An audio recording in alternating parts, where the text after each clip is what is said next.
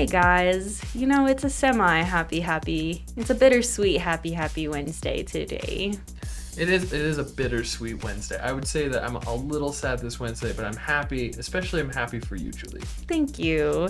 Unfortunately, this is my last episode for Support Local Film Colorado, and I'm going to be moving on to True EDM, which is a ministry and production company that works with Christian EDM artists. And that's just where I'm being called to. So unfortunately, I'm going to have to miss out on these. But Hunter has so many great people he's going to have on the show, and he's going to have some really cool guests coming on too. Yes, you're right, Julie. So in the next couple weeks, we're going to have some special guest hosts that are going to come help me interview different people. And then they're going to be some of the people you might see going on with Support Local Film. Support Local Film's changing a little bit, and we're so really sad to miss you every Saturday. It's been a real pleasure, even though sometimes we're at each other's throats. I think it's bad. every once in a while that can be the case, but I think it's been one of the best working relationships of my life, and I really just love working with you, Julie. I love working with you too. I'm telling you. This gal, I'm telling you. Guy. I'm excited for you in this new step in your journey. Thanks so much for being on this part of it with me. Okay, Julie? Thanks for having me. I mean, this has just been awesome. And I'm going to be behind the scenes, guys, so I'm not completely gone, but I'll be around to help whenever you need me. Well, if there's someone you really want to talk to, or if you have a crush on, you'll just have to be on the show, right? I guess so. If it's like Tom Holland, you'll have to be on the show. If you get Tom Holland or Millie Bobby Brown, I am on the show. Like that, we need to write that in the contract. Okay, done. Done. I'll add that as a division. All right. In the meantime, we have someone just as exciting as Tom Holland or Millie Bobby Brown. She makes podcasts happen. She has her own. It's very, very funny. I've been binging it all week. But she can help you make yours. So maybe if you are thinking about doing what I'm doing right here, you should contact this person whose name is Jessi Carmen. Hey, Jessi, how you doing? Hi, I'm good. How are y'all? Fantastic. Doing great. Happy to have you on the show. You're also a film major, right? Yes, I got my degree in film at CU Boulder. Okay, and so tell our audience exactly what got you to podcasting and how the film degree and everything has contributed. Yeah. Well, so I graduated in 2020, right into the pandemic, and there's like no jobs, especially in media when that's happening. Oh, yeah. So I got into podcasting because it was the first media job I could get. And then I was like, oh, this is really cool. And I just kept going with it from there. I did some volunteer podcast editing for a few friends for their podcasts. And then I was hired at a company called Daydreamer. From Daydreamer, you've kind of like grown and sprouted like a pandemic tree. From soil that didn't seem fertile, many things have sprouted. So tell us about some of the projects you've been involved with. Yeah, so I produce a lot of podcasts for people, some of them local, some of them not. We've got a project right now called Spycraft 101 that is about like espionage history and like the Cold War, which is really cool. We've got a lot of lifestyle podcasts, a lot of two best friends wanting to talk about how they're best friends and how you can be best friends and have fun too. So, yeah. That's so sweet, little best friends. What's your favorite podcast that you've worked on so far? I worked on one for a while, and they moved on. I'm not sure if they're still publishing, but it was called Parasocial, and it was about just media and like our parasocial relationship with media and analyzing it through this really fun sort of psychology lens or sociology lens. Oh, wow. Interesting. That's really interesting that you kind of come together with that one, because you're someone who really examines personhood and like media and like where things happen, and like you explain it as a Wikipedia rabbit hole, but I think it's like a kind of a tour around a person, or I'm sorry, a tour around humanity, and that's your podcast, What the Hell Are We Talking About, which is my favorite, even though when I listened to Spycraft 101, I was like, this is my follow, save, everything. I love it so much. Where did the idea for What the Hell Are You Talking About come from? I had all of my clients asking me, when are you going to have a podcast? And I was like, I don't know what I would talk about. I don't like having a niche or a niche and like niching down. And I always tell them to niche down and find something specific to talk about. And I was like, I don't want to pick something. So I was like, what if I just talk about whatever the hell I want? And that's how What the Hell Are You Talking About sort of came about. Anything can happen in that. It really can, and that's the thing that's really fun about your podcast is that every Wednesday, if there's a bonus episode, or every Friday, someone can get something about dating or just gay people and culture, or gay culture in general, and you can get just a whole different swath of different things happening all at once, and that's what I'm going to be excited about every Friday when your podcast drops. And it made you someone that I think I really wanted to interview. I wanted to interview before, but when I started listening to this, I was like, I'm excited for Saturday because of your stream of consciousness ideas and how there's no format. It's how does it work? How does it work? Because here in the studio, we just kind of wait for whatever happens. Yeah. We're very much a whatever happens podcast. Whatever they want to talk about, I come up with a game. But you have this whole like airy anywhere you want to go. The river flows where it goes. Usually when I record, I pretend I'm talking to my best friend because she'll sit and listen to me talk about whatever for way too long. So I pretend that I'm just like having that conversation, and half the time I'm editing out these long pauses full of, keyboard clicks because I'm looking up exactly what I want to talk about in the middle of the episode. Being like, oh, wait, I had an idea. We're going to go this way now. I have to go look it up. So it's a lot of just letting it happen as it's happening, I guess. I don't usually have an outline. When I do, the end episodes turn out really short because I go through the outline way too quickly. I condense the information and then I'm like, oh, that's 10 minutes? Okay. See, I have the opposite problem because I feel like you can cover one thing in so many different angles. And so, like, if I have an outline, I tend to go way too long because I'm like, wait, gotta talk about this, gotta talk about this. But I could see, like, getting, oh, I have to go to this next and this next can be kind of restrictive. Do you agree? Yeah, for me, it's like, oh, but what if I have an idea in the middle of the outline? Right. It's not on the outline.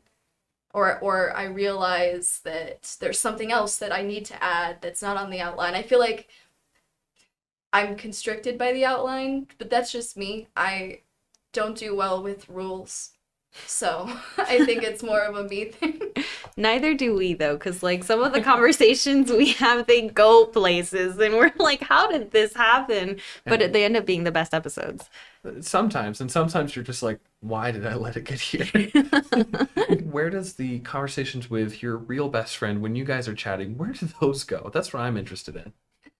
That's where the whole Wikipedia rabbit hole things come from, because I'll be like talking to her and her boyfriend and we'll get onto some topic and I'm like, no, I know I'm right. We're gonna go read the whole Wikipedia page together. So a lot of things like that, and then as the Wikipedia rabbit hole goes, you're on one thing and then there's a link to something else that sounds interesting, and sometimes it'll be like an hour and we're like, we're still on Wikipedia.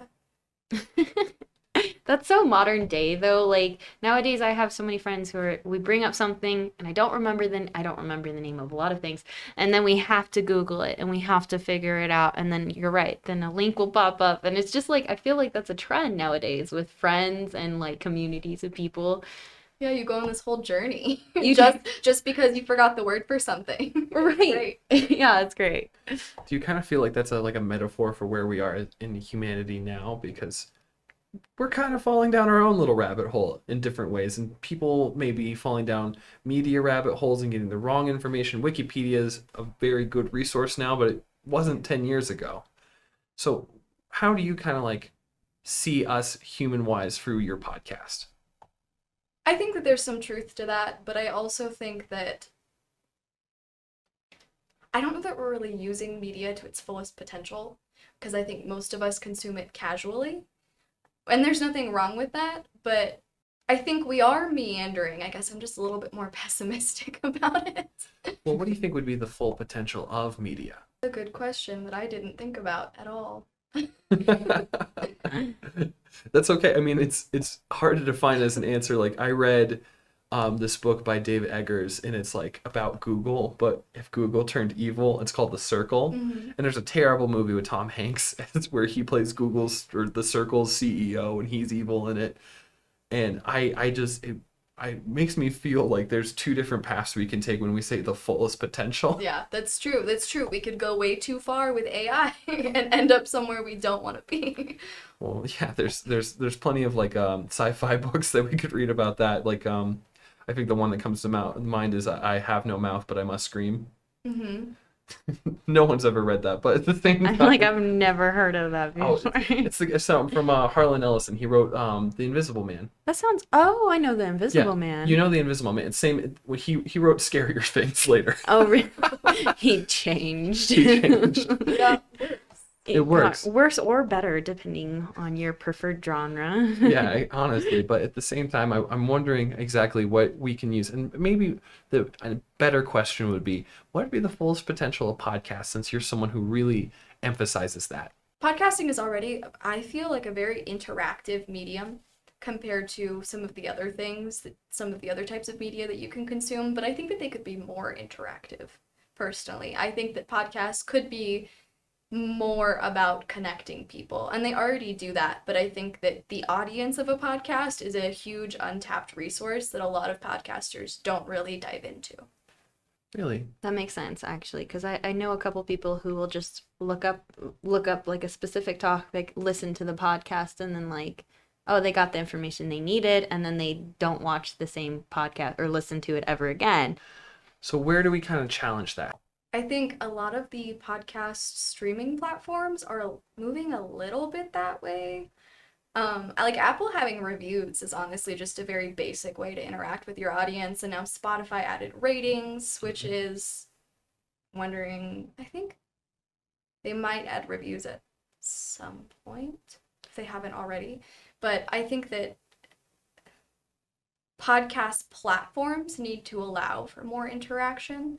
Like if you could comment directly on the Right. podcast, not just on the Instagram post with the audiogram or the mini clip, Right. or some of the virtual podcast recording platforms allow for an audience to be there live during the recording of the podcast, which I think has been really cool and interesting to see, and they can submit questions and things like that. But that also depends on like your podcast model. Do you want to answer people's questions in the middle of a recording, or is that going to be too distracting and go off in a whole other direction? But I think it comes from the platforms creating a basis for better interaction, because right now when you publish a podcast, maybe except for YouTube versions, but a lot of podcasts aren't on YouTube at all, it just kind of goes out into the void, and people see you post about it, they might respond to your posts, but you don't really have a great way of getting feedback directly on any of the podcast directories aside from Apple's reviews.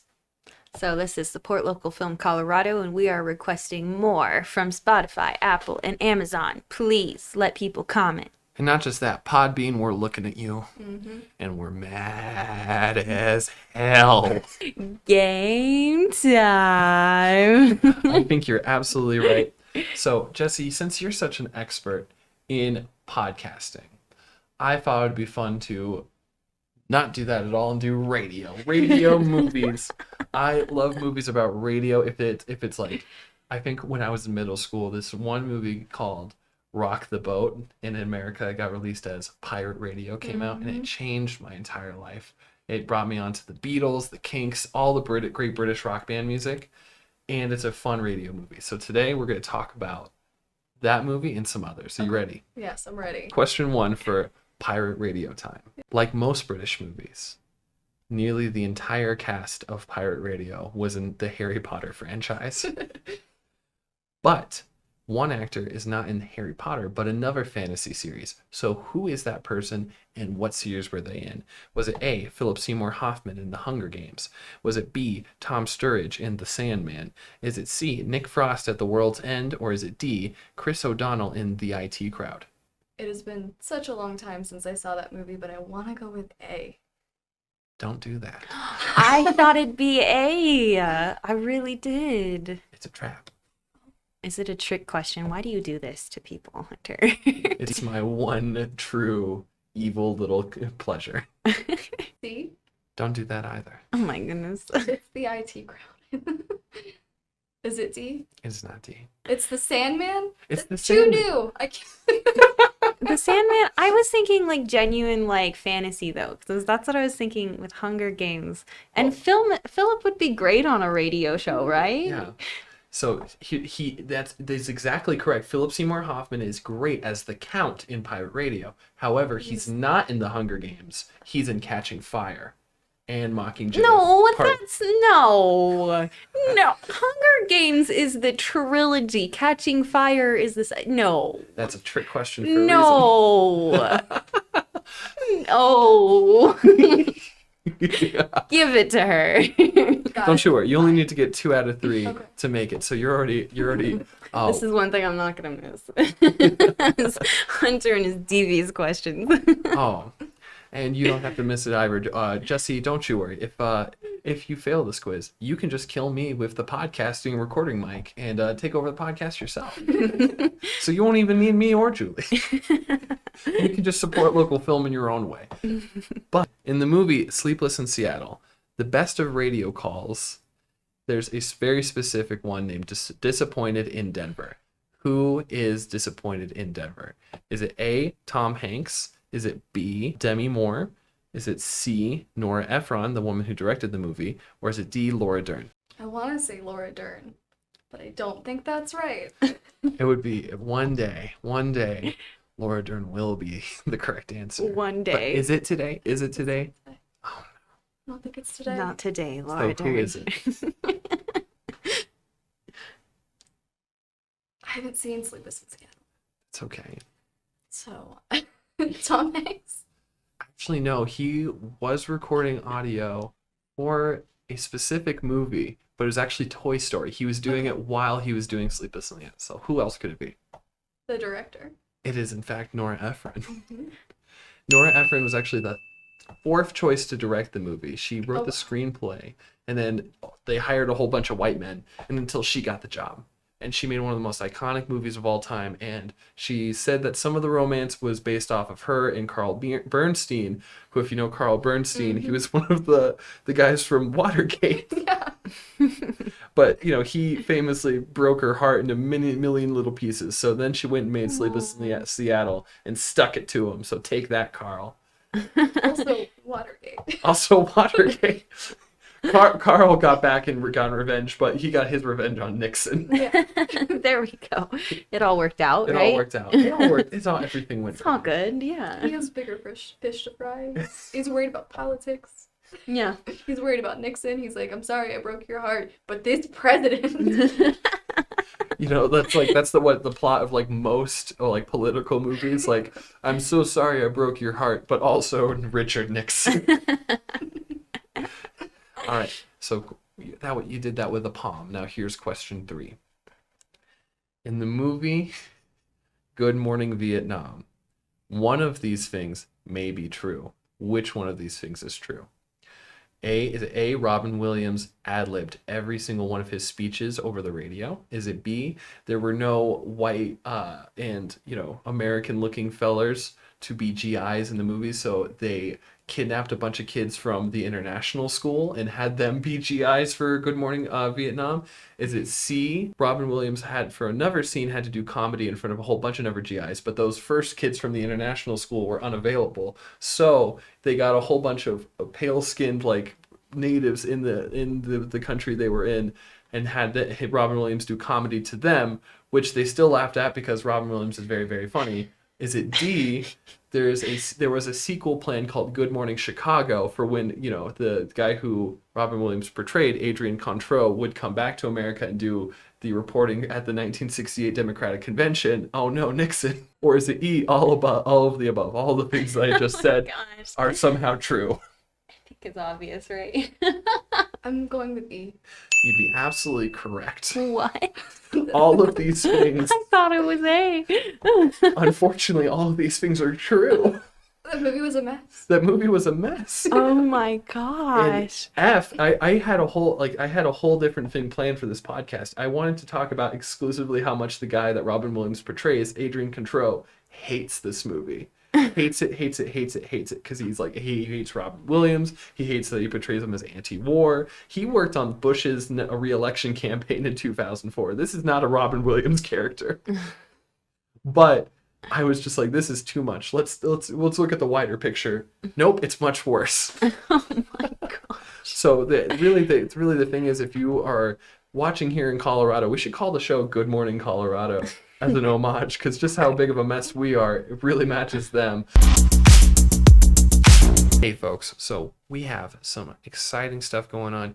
If you have gotten this far in the podcast and you have not liked and subscribed to FilmHound or to support local film, make sure to do that. If you're listening through Spotify, give us a rating. Give us a rating. Do we deserve those 5 stars? Maybe we do. We have pretty zany conversations, so maybe we do deserve it. Anyway. What's that face? I was just smiling. Oh. We deserve it. Yay. Yeah, we deserve it. Okay. You don't work for Daydreamer anymore. You started your own company. Is that right? Yes, I started a production company called Venus Neptune Productions Studios. I'm still a production partner for Daydreamer. Like, if they need anything, I'll do it. But yeah, so I started my own production company technically in July. So Fantastic. Cool. And tell us some of the stuff that you'll be doing specifically at Venus Neptune. What's your mission? our whole thing is going to be like passion, creativity, and craft. So helping people tell their stories by doing the parts they don't want to do. I like doing some of the technical stuff, any of the support stuff that I can do so other people can focus on their content. Because I'm sure y'all know starting a podcast is a lot more work than anyone thinks it is. Mm-hmm.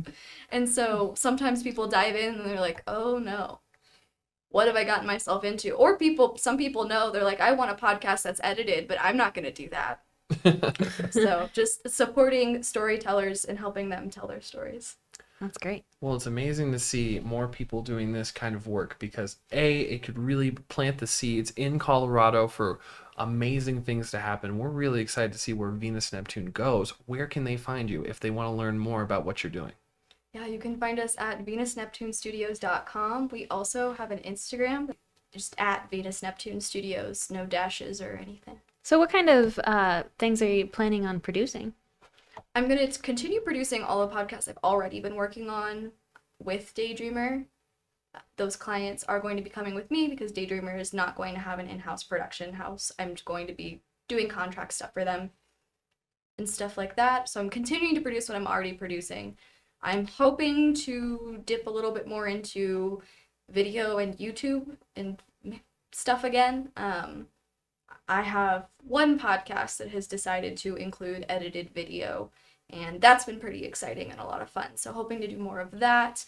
And I also love writing, so I've been dipping my toes more into copywriting too. Oh, Well, cool. fantastic. You are so astute, and I've listened to your podcast. It does seem like a stream of conscious, but when here, I can clearly see you're the perfect copywriter, and everyone should take a look at that website and consider what you can do for them. Mm-hmm. Good job, Hunter. Thank That's you. like great advertising Yeah, right there. it's almost like controlled too. I had to like stop from being like, you're gonna get my new friend Jessi and you're gonna give her a lot of money. I'm not doing any of that. DCM, he's And not saying that. I'm not saying that Mm-mm. Denver Community Media, which if you're podcasting and you want to work with Jessi, maybe you should consider working with Jessi here because at Denver Community Media, because this is such a great resource for everyone here in the Denver community. And with Jessi, who knows where you could go? Just saying. Who knows what could happen? Who knows what can happen? knows? Who knows? Well, Jessi, we want to get to know you even better. Because the whole part of bringing you here is just to get to know you. Just to really get to know you. So in this game, it's typically called. Well, we're going to play another game. First of all, welcome Love to the second portion of game time. And this one, it's typically called Diversity Welcome, but we're going to switch it up and say Diversity Unwelcome. So what we're going to do is you're going to say, I love cats, and we'll welcome you in. But we love dogs, so if we don't like it, then we'll unwelcome you. Okay. So you'll say, I love, or I like, or I don't like, and then we'll decide whether or not you're welcome here. Got it. And we'll go around. So that way Hunter and I can be unwelcome too. Oh, yeah. Yeah. Oh, don't worry, Julie. You make me feel unwelcome all sorts of times. Aw, I'm so honored. God, I'm going to miss having you. I know. Oh, isn't it fun? Okay. Let's start with Jessi. Just tell us something you love, and we'll tell you whether or not that's welcome. I like rocks. Welcome. Welcome. That's great. I like that. Yeah. Yeah. Denver Okay. Gem Show's going on right now. Ooh. If you want to see some really cool rocks. Those are good rocks. I love good quality gems. I'd say out of all the rocks, top tier. Top S level Rex. Okay, I guess I'll go next then. I love rain. Welcome. Welcome. Thank you. Yeah. Especially nowadays with that weather being so nice. Ooh, So great. Yeah. I think my favorite smell is petrichor. What? It's the smell of rain. Oh, After it it has a hits the ground. fancy name. I didn't know it had such a fancy name. Well, you learn something every day, Julie. Say it again. Petrichor. Petrichor. That's on everyone's Pinterest boards. Yeah. Oh, really? Yeah. I think there's a whole Spotify playlist called Petrichor Vibes or Aesthetic. Oh, really? There's like a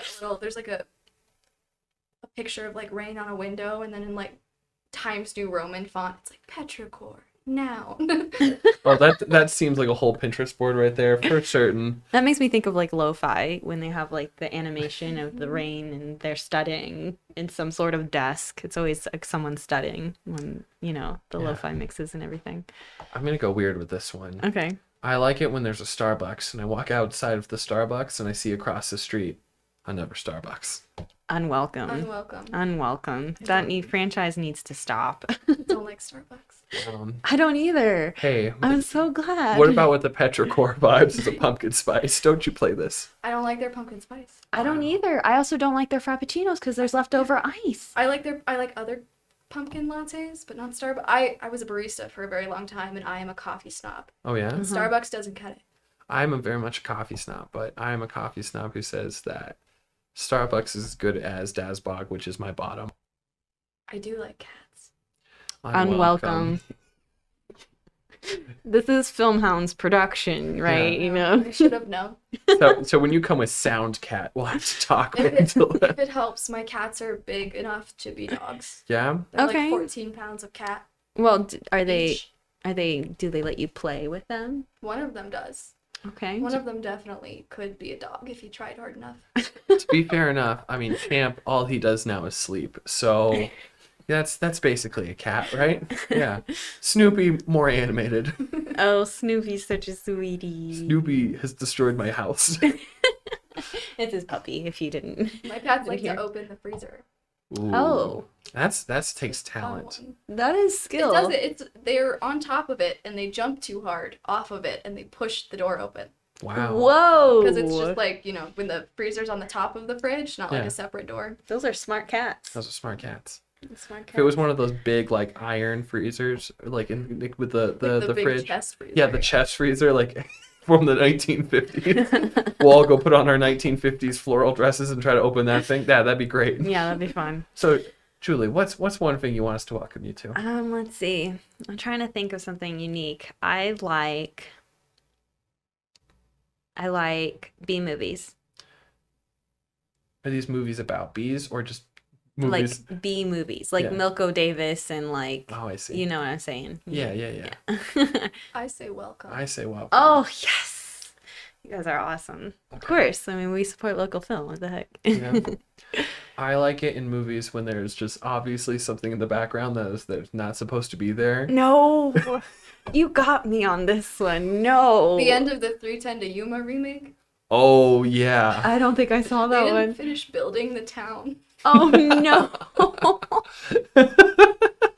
No, they didn't. They didn't finish building the town in 310 to Yuma. There's just a bunch of construction. They're doing their chase or whatever through this town that's not built. It's not a town. And it doesn't look like it doesn't look like the people in the town haven't finished building the town. It looks like a set. Oh, no. Yeah, That there's bothers like actual me. wheelbarrows. You know what's funny? I love B movies, but I also like hate continuity errors, and I hate stuff like that. Like, I don't know why. B movies don't make sure there's not that, because they just basic. Well, then you don't love Rocky Horror, because Rocky Horror, there's like the sound glips, and there's like extras who didn't learn the dance part all that well. How about Ed Wood? Oh. I don't think I saw Ed Wood, but I have seen Rocky Horror. No. The Ed Wood movie's great. That Tim Burton, he made it seamlessly. Uh-huh. But Ed Wood movies. Plan 9 from Outer Space. Oh, yeah, I know that one. Oh, yeah. You can see the strings and everything. I think my B movies days was when I was a teen, because I don't remember them that well, and I was just so excited about like the unnecessary dialogue. What was your favorite B movie, Julie? Well, I'll be real. Working with Milko Davis, watching Jurassic Thunder, that has to be my top now. Yeah? How Yeah. about you? I love Ed Wood movies. Yeah? That's really surprising. That's a really interesting thing about you. Is it the strings when you see the aliens when landing? I also just love things that are bad. I mean, yeah? they're so bad. I love it so much. I feel the same way about Twilight. It's awful, but I love it. Oh, me too. I love Twilight. terrible. My family and I would literally get together and marathon Twilight together. And one of my cousins was so obsessed that when we went to saw the last one, she was just sitting there staring at us like, just waiting for the reaction. I wore vampire teeth to school when I first read Twilight. Nice. Oh, you were one of those people. I was in 6th grade though. Oh, okay. Yeah, I'm 24. yeah, we're the same age, so that was about the same time. Yeah. I wore vampire teeth. The year that Twilight came out, I went as a vampire hunter for Halloween I love that. That's pretty cool. It's fun. because I was very anti Twilight, but I Yeah. was very pro another movie that came out the same year, which is called Suck, which is kind of a B movie. It has Alice Cooper and Iggy Pop. I know and- that movie. Yes. Yeah. Yes. Yeah. It's kind of like a B movie, but it's also a musical. It's funny. And it's got like every single famous person who is. Is that not a Not parody? famous. Wasn't that a parody kind of like? No, you're thinking of Vampire Suck. I'm talking about like Suck. It's just called. It's about a band called the Winners, and they're a bunch of losers. Gotcha. I like vampires. Yeah, like and it's that. got Rob Stefaniak. Vampire Stuck, definitely a B movie. Yeah, Yeah. that would be on my top of the list. I love vampires. Well, thank you so much for being on our show, for being on my last show too. You've been great to talk to. Is there any other way people can find you and reach out to you on any other platforms? Yeah, they can also just follow me on Instagram at Jessi, Jessi no, it changed. Jessi, Jessi Moon, like MOON.XX. I also have a website that's jessicarmen.com, but that's going to be going away to make room for the Venus Neptune Studios website. So Awesome. And you guys make sure you check them out. And whatever you're doing, stop doing it, please. And support some locally produced film. Doesn't matter if you're watching Ed Wood or another vampire movie. Stay creative, Colorado.